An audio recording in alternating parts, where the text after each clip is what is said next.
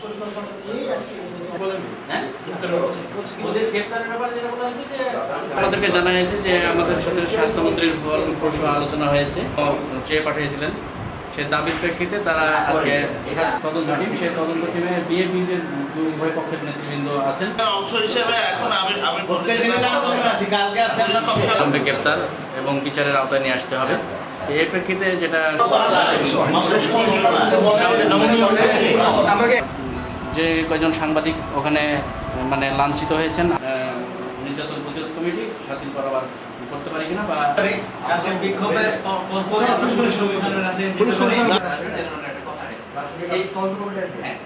এই প্রেক্ষিতে ওরাও মিলে নিয়ে তিনটা তদন্ত তিনজন মতামত নিয়ে তারপরে সিদ্ধান্ত আশা ভাই